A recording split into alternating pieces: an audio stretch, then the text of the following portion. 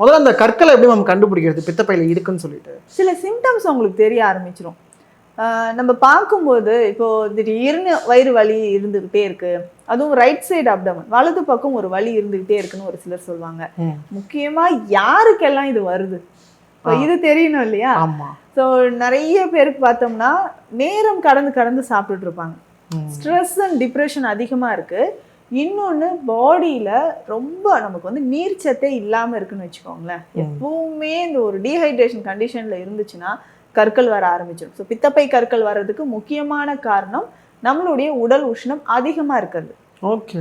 So இந்த பித்தப்பை அப்படின்னு சொல்கிறது என்னன்னா, அந்த பித்த நீர் பைல்னு சொல்கிறோம் இல்லைங்களா, இதுதான் டைஜஷனுக்கு ரொம்ப இம்பார்ட்டன்ட். அது வந்து கலெக்ட் பண்ணக்கூடிய ஒரு ஆர்கன். ஒரு பிளாடர்னா ஒரு சின்ன பை மாதிரி. எப்படி யூரினரி பிளாடர் வந்து யூரினை கலெக்ட் பண்ணி வச்சுட்டு அப்பப்போ நமக்கு வந்து வெளியேற்றுதோ அதே மாதிரி தான் பித்த நீரை வந்து கலெக்ட் பண்ணி வச்சுட்டு இருக்கும்.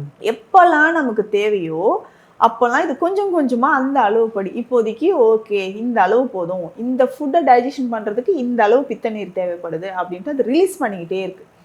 பட் நம்ம பாடியில் ரொம்ப டாக்ஸின்ஸ் அதிகமாக இருந்தாலோ இல்லை ஃப்ளூயிட்ஸே இல்லை ட்ரை ஆகுதுன்னா அந்த பித்த நீர் என்ன ஆகுது, வறண்டு போயிட்டு அப்படியே கற்களாக மாறிடும்.